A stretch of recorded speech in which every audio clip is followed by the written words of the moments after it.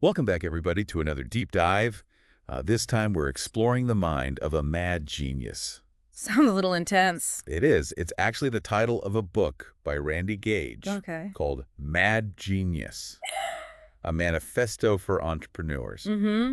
We've got excerpts from the audiobook, and we are going to unpack that today and apply it to, well, I guess our lives as entrepreneurs and anyone who's listening who's trying to shake things up a little bit. You know, I've got to say I really enjoyed listening to this book. It's pretty funny. It is. He's got a great sense of humor. Yeah, and also kind of in your face in a way that most like business books aren't. It's very. It's not sugar-coated. Yeah. It kind of pulls the curtain on like the struggles and the doubts and the not so glamorous part. Yeah, the face palm moments that entrepreneurs have. Yes, exactly. It's very refreshing. Yeah. And I think that's why I like his work so much, is because he's not afraid to kind of tell it like it is. Yeah. He's not trying to sell you some dream. Yeah, to sell you some dream or some like rah-rah, like you can do anything you set your mind to kind of BS. He's like, look, it's hard work. There's, setbacks you got to push through. Yeah, and you're going to want to give up sometimes. Right. But anyway, so one of the first concepts that he introduces that I thought was really powerful is this idea of what he calls the big lie. Okay. And the big lie that most of us are told is that the opposite of success is failure. Mm-hmm. But he says, no, that's not it. The opposite of success is actually mediocrity. I like that. Yeah. Right. It's like playing it safe. Right. It's not putting yourself out there. It's not taking those risks. Not swinging for the fences. Yeah. And so he argues that, failure is actually a necessary part of the journey to success. Yeah. And I love the example that he gives of Steve Jobs. Yes. Who, after great example. being ousted from Apple, mm-hmm. What did he do? He didn't just like crawl into a hole and disappear.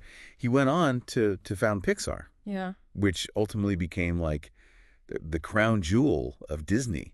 They bought Pixar, and he became Disney's largest shareholder. So like in a roundabout way, he still won. Right. Yeah. So it's like, what we perceive as these like massive failures can actually be like these incredible springboards to something even greater. Yeah. That we could never have even imagined. Absolutely.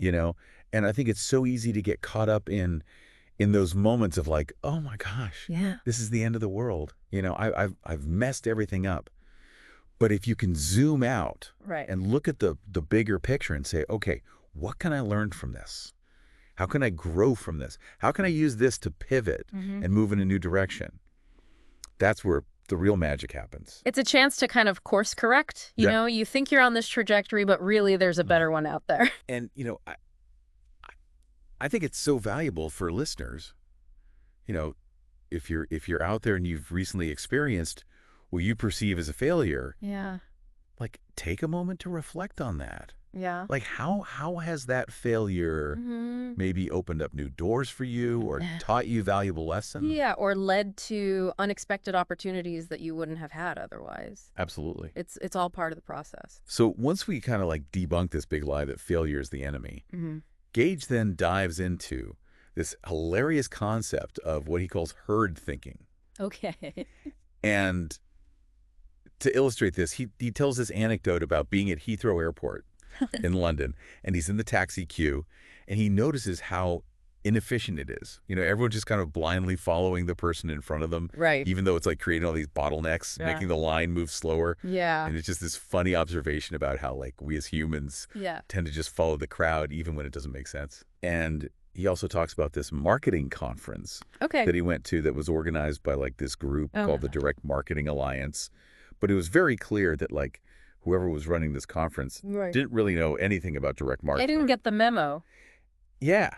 And it's just these funny examples of how like herd thinking and these like dysfunctional systems are so pervasive in our society. Right. It's like accepting conventional wisdom as gospel without actually questioning whether it's true or not. Absolutely. And for entrepreneurs, this is like a huge danger zone, because if we're just blindly following the latest trends or the best practices without questioning their relevance or how they apply to our specific business, then we're missing out on opportunities to innovate. Right. And we're stifling our own creativity. You're just going to blend in with everyone else. Exactly. Yeah. So Gage is really challenging us to break free from that herd mentality and to become critical thinkers. Yeah.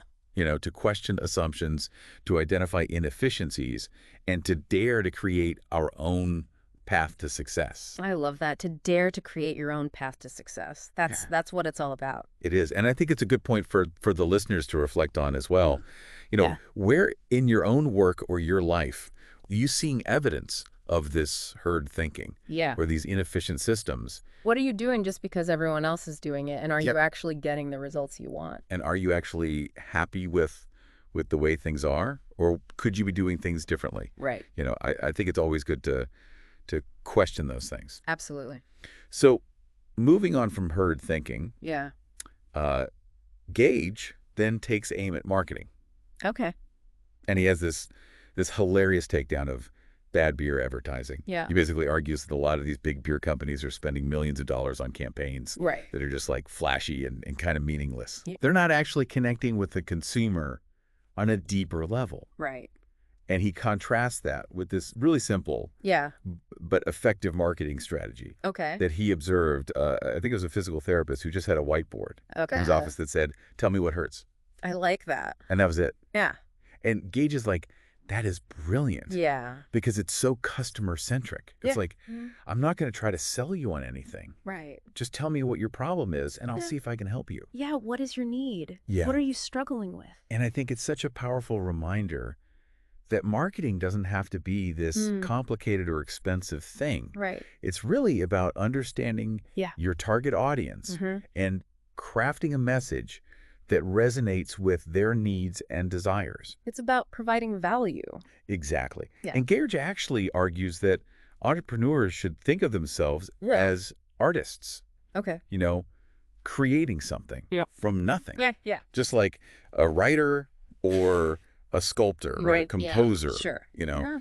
You're taking this blank canvas and you're turning it into something beautiful or useful or meaningful. And let's be honest, that process is not always pretty. No. It's not always glamorous. It can be very messy. Yeah, it's messy. Yeah. It's full of, doubts and struggles and moments of just like sheer terror sometimes. Absolutely. Like, oh my God, what am I doing? You question everything. Yeah, but that's all part of the creative process. Yeah. And Gage acknowledges that. He's like, look, I get it. Right. It's hard. It's a roller coaster of emotions, but it's also incredibly rewarding. Absolutely. When you finally see your vision come to life. Yeah. Yeah.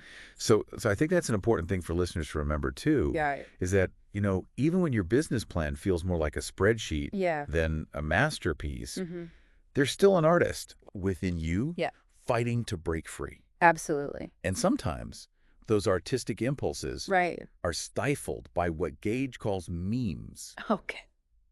And these are not the funny pictures on the internet. Right. These are like mind viruses that can sabotage our success. Oh, okay. Interesting. He talks about how like ingrained beliefs about money and business, like rich people are evil or it's spiritual to be poor, can actually create these like subconscious blocks that prevent us from achieving our full potential. Interesting. It's like we're infected with these negative thought patterns that are holding us back. So it's like self-sabotage. Exactly, yeah. Yeah. So Gage is encouraging us to really examine those beliefs and to ask ourselves, like, where did these beliefs come from? Are they actually true? Yeah. Or are they just these memes that have been passed down from generation to generation? Or from society. Yeah, or from society. Interesting. And if they're not serving us, then we need to get rid of them. Yeah. You got to break free from those mental chains. Absolutely. So what are some of the memes that you've noticed in your own journey? Oh, my gosh. So many. Yeah. I think one of the biggest ones for me was this idea that, like, money is scarce. Okay. Like there's only so much to go around. Right. And if I have more, someone else has less. Then someone else has to have less. And that was a really limiting belief for a long time because it made me afraid to charge what I was worth. Right. And to really go after the level of success that I wanted, you know? It's like a scarcity mindset. Exactly. Yeah. And so I had to really work on shifting that belief to a more abundant mindset where I believe that there's enough for everyone and that my success doesn't take away from anyone else's success. Okay. It's not a pie. Where you're taking a bigger slice. Yeah. And that's been a game changer for me. So how did you actually shift that mindset? You know, it's been a journey. Yeah. It's been a lot of personal development work. Yeah. A lot of reading, a lot of listening to podcasts like this one. Of course. But I think one of the biggest things has been surrounding myself with people who have an abundant mindset. Yeah. You know, people who believe in win-win situations and who are genuinely happy to see others succeed. I think that makes a big difference. Yeah, it really does, because it starts to rub off on you. Yeah. You know, and you start to see the world through a different lens. It becomes contagious. Exactly. Yeah. So, yeah, it's been a process, but it's been worth it. Yeah. And I think that's something for the listeners to really think about, too. Is like, what are the memes or the limiting beliefs that you've, kind of picked up along the way that might be holding you back? Yeah. And challenge those beliefs. Yeah. You know, don't just accept them as truth. Right. Question them. Exactly. See if they're actually serving you. Yeah. And if not, get rid of them. It's time for a mental detox. Yes. It is. It's time to upgrade your operating system. Absolutely. Yeah. All right. Gage doesn't just leave us hanging with those internal struggles, though. Oh, no. Yeah. He takes us on a whirlwind tour of the future. Right. But he doesn't just like throw out every prediction under the sun. Right. He picks like a few really meaty ones that I think really highlight the big forces that we need to be ready for. Yeah, like virtual reality was a big one. Yeah. He sees it going way beyond gaming and entertainment. Oh, yeah. He's talking about virtual vacations, virtual relationships. Right. You know, like really challenging our understanding of reality. Like, what is real anymore? Yeah, what is real? What is connection? Right. What is experience? If you can experience anything without leaving your living room. Right. Exactly. So as entrepreneurs, it's like, okay, right. How do we create meaningful experiences in a world where people can literally experience anything they desire? It's both terrifying and exciting at the same time. Yeah. It's been a challenge and an opportunity. I mean, it's like if you're a travel agent, like what are you going to do if everyone's just going on virtual vacations? Yeah. Or a restaurant or, you know, anything that involves like a physical experience. Yeah, physical occasion. Yeah, you're going to have to think outside the box. Absolutely. But I mean, even relationships. Right. He talks about AI companions becoming so real, so attuned to our needs that people might actually fall in love with them. Yeah. Could you fall in love with a computer program? I mean, I don't know. I don't know either. I mean, look at like the popularity of like those, you know, AI chatbots now. Right. Like people are already forming these like weird parasocial relationships. And they're not these weird relationships with these things. So, I mean, it's not that far-fetched to think that like in the future, they could become even more sophisticated and more lifelike. More realistic. Yeah. Yeah. So that's a whole other like can of worms. Right. What does that mean for the future of like dating apps? Yeah. Like, are we going to be competing with AI companions? Yeah. Yeah. I mean, it's a lot to think about. It is. But it's also exciting. Yeah. You know? Because it's like it's forcing us to really think differently about these fundamental aspects of our lives. What does it mean to be human? Yeah. What does it mean to connect with other people? Yeah. It's pretty wild. It is. But so another area that he dives into is mobile apps. Okay. And I thought this was really interesting because you know, we all have mobile apps on our phones now. Right. But he sees them going way beyond, you know, just like ordering takeout or, you know, hailing a ride. Yeah. He sees them revolutionizing how we buy and sell and learn. Okay. So one example that he gives is like GPS-driven apps that like deliver hyper-targeted offers as you're walking by a store. So like if you're walking by a coffee shop and you've got this app, it'll be like, hey, 20% off your next latte. Yeah. Or like, you know, you're walking by a clothing store and you've been browsing for like a certain type of jacket. Right. And the app's like, hey, we have that jacket in your size. 50% off. 50% off. Come on in. Yeah. You know? Yeah. So it's like really taking that personalization to a whole other level. Yeah, very targeted marketing. Yeah.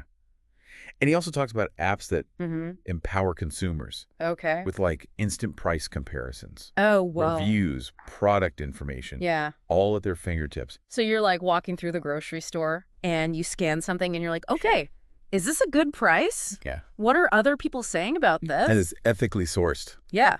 You know, like, where are the ingredients from? yeah, all of that information right there. Wow. So it's like, talk about disrupting traditional retail. Yeah. Like yeah. businesses that don't adapt to this like mobile first. Right. They're going to be in trouble. Yeah, they're going to be left behind. Yeah. Absolutely. So what do you think that means for entrepreneurs? I mean, I think it means that transparency is key. Okay.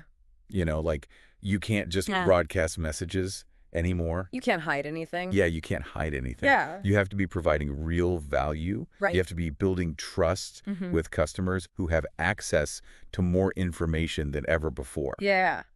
So it's like, it's a whole new ball game. Yeah, it's a whole new ball game. Yeah. And I think it's exciting. I mean, it's exciting if you're doing things the right way.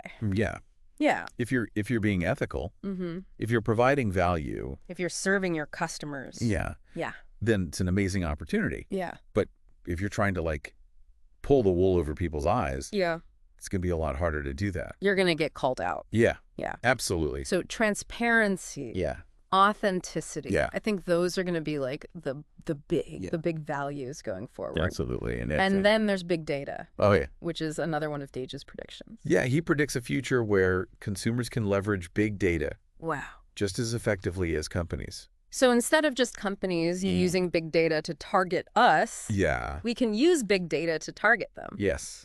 Interesting. So imagine like apps that analyze a company's pricing for delivery times, their customer satisfaction ratings, and give consumers like unprecedented power. So it's like evening the playing field a little bit. Yeah, it's a total shift in the power dynamic. Power to the people. Yeah. Yeah. And I think it's really interesting to think about like how that's going to impact businesses. How will businesses have to adapt? Yeah. Yeah. Because I mean, if consumers have all this information at their fingertips, they're going to be a lot more discerning. They're going to be more demanding. Yeah. Yeah. Absolutely. So again, it comes back to transparency. Yeah. And authenticity. Yeah. You've got to be the real deal. Yeah, you can't fake it anymore. No. Yeah. So we've got virtual reality blurring the lines between real and digital AI companions, challenging our understanding of relationships. Mobile apps putting more control in the hands of consumers. Yep. Big data. Forcing businesses to be more transparent. Yeah. It's a lot to process. It's a lot. It's a lot. Gage is really painting a picture of a future that's pretty wild. Yeah. But I don't think he's trying to overwhelm us. No. I think he's trying to say, like, look, this is happening, whether we like it or not. Buckle up. Yeah. Yeah. So let's get ready for it. Yeah. Let's embrace the possibilities. Yeah. And let's use our mad genius to create the future we want. Yeah. Yeah, I love that. So out of all those predictions, what stood out to you as the most thought-provoking? I think the one about consumers wielding big data. Yeah. Like, that just really got my gears turning because it's like, it's such a fundamental shift in the power dynamic. Yeah, the game changer. Yeah. And it's like, okay. So what does that mean for entrepreneurs? Yeah, what does that mean for entrepreneurs? Yeah. Like, we can't just rely on like, you know, flashy marketing or... Yeah, the old tricks. Yeah, the old tricks anymore. Yeah. It's like, we have to be really thinking about, like, how do we build trust? Right. How do we deliver value? How do we create these, like, authentic connections with our customers? Because they're going to see right through us if we're not being genuine. Yeah, it's a whole new level of accountability. A higher standard. Yeah, absolutely. So I think, in a way, it's a good thing. Yeah. It's going to force us to be better, to step up our game. Yeah, absolutely. And I think that's a perfect segue into like the core of Gage's message. Yeah. Which is about like unleashing your inner mad geniuses. Yeah. It's not just about like predicting the future. Right. It's about creating it. Creating the future. Yeah. We want to see. Exactly. And I think... Love that. Yeah, it's so empowering. Yeah, it's inspiring. Yeah. It's like we're not just victims of circumstance. We have agency. Yeah. We have the power. We have the power to shape the world around us. Absolutely. Yeah. Okay, so we're all fired up, ready to create the future. We want to unleash our inner mad genius. Right. So how do we actually do that? Yeah. Gage actually gives us some pretty concrete steps. Okay. It starts with ditching those limiting beliefs, those mind viruses we talked about, and tapping into our innate creativity. Okay. He reminds us that every entrepreneur has this artist within just yearning to break free from the constraints of like conventional thinking. Yeah. It's like he's giving us permission to question everything, to challenge the status quo, and to create our own damn rule. I like that. Yeah. It's about embracing that rebellious spirit. Yeah. That willingness to go against the grain. Exactly. And he uses this analogy of entrepreneurs being like writers or sculptors or musicians, Right. bringing their unique vision to life. And Yeah. just like any artist, we need to embrace experimentation, Right. iteration, those messy, imperfect first drafts. Yeah. You can't be afraid to fail. Yeah, you got to be willing to put yourself out there and, Yeah. and make mistakes and learn from them. Absolutely. And speaking of mistakes, he also emphasizes the importance of resilience. Oh, okay. Because entrepreneurship is rarely a straight line to success. Right. It's a roller coaster. It's a roller coaster. Yeah. There are going to be struggles and setbacks and moments when you want to just give up. Oh, yeah. But Gage argues that those challenges are essential to the creative process. Okay.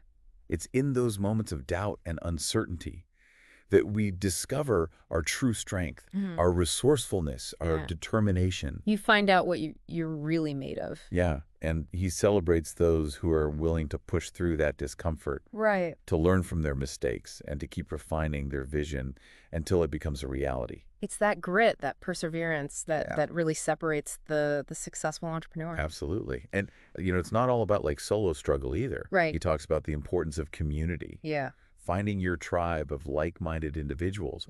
Finding your people. Yeah, finding your people who support your vision and challenge you to grow. Yeah, surrounding yourself with the right people can make all the difference. Absolutely. People who inspire you, who motivate you, who hold you accountable. Right. It's so important. And who celebrate your successes? Yes. Yeah. Because entrepreneurship can be lonely. It can be. Yeah. Yeah. Yeah. So having that support system is crucial. Absolutely. So we've got to ditch the limiting beliefs, embrace our inner artist. Yep. Cultivate resilience. Yes. Find our tribe. Yes. What else? What's the final piece of the puzzle? Well, Gage actually argues that the biggest opportunities often lie in identifying what everyone else believes is impossible. Okay. And finding a way to make it happen. Interesting. It's like that classic entrepreneurial spirit. Yeah. Like challenging the status quo. So it's like looking for the gaps, the things that everyone else has overlooked or dismissed as impossible. Exactly. Yeah. And I think that's where the real magic happens. Yeah. Because when you can achieve something that everyone else thought was impossible, right, that's when you really make a dent in the universe. You create a breakthrough. Yeah. You change the world. Exactly. So I guess the question for the listeners is, what seemingly impossible idea will you bring to life? What are you passionate about? Yeah.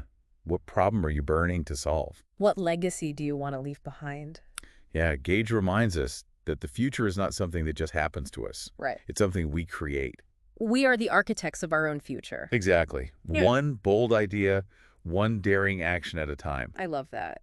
So this has been an incredible deep dive into Randy Gage's mad genius. It really has. I don't know about you, but I'm feeling fired up and ready to embrace those entrepreneurial challenges. Me too. With a renewed sense of purpose. Absolutely. And remember, this is just the beginning. Yeah. Gage's book is packed with even more insights and anecdotes and actionable advice. Right. So we encourage you to explore it further and see how you can apply these principles to your own entrepreneurial journey. Yeah. Go unleash your mad genius. Yes.